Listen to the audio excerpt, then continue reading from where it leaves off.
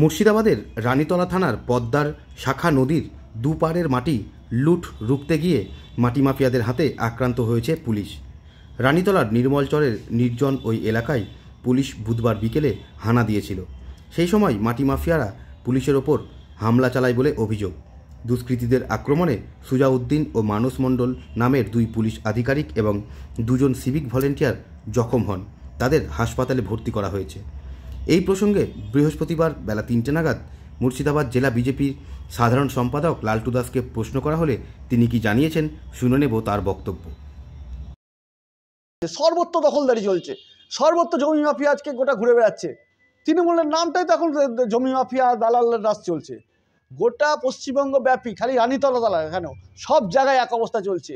জমি মাফিয়ার ভরপুর আজকে যেভাবে মাফিয়া রাজ চলছে অবাক হয়ে যাবেন। আজকে মুর্শিদাবাদ জেলায় দখলদারি রাজ, জমি মাফিয়া রাজ, আজকে পুকুর ভরাট, খাল বিল ভরাট একত্রেভাবে চলছে। এক শ্রেণীর পুলিশের মদতে হচ্ছে। সর্বত্র মানুষ দেখতে পাচ্ছে কিভাবে আজকে তৃণমূলের আজকে কাজই কর্মসূচি কি। ঘুম থেকে উঠে তৃণমূলের কর্মসূচি হচ্ছে দখলদারি করা। ঘুম থেকে উঠে জমি মাফিয়ারা ঘুরে বেড়াচ্ছে পয়সার জন্য। এই দলটা এখন এইরকম জায়গায় দাঁড়িয়েছে।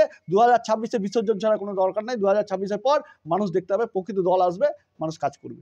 পুলিশও আক্রান্ত হচ্ছে, পুলিশের দেখুন এক শ্রেণীর পুলিশ টোটাল জড়িয়ে আছে এর সঙ্গে। পুলিশ জানে না এরকম কোনো ঘটনা নেই।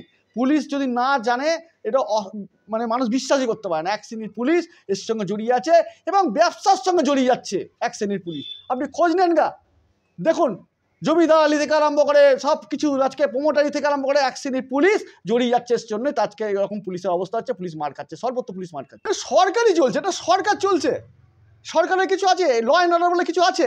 মুখ্যমন্ত্রী বলাই স্যার অশ্বডিম্ব, কিচ্ছু নাই পশ্চিমবঙ্গের রাজনীতিতে আজকে যেই জায়গায় দাঁড়িয়ে গেছে।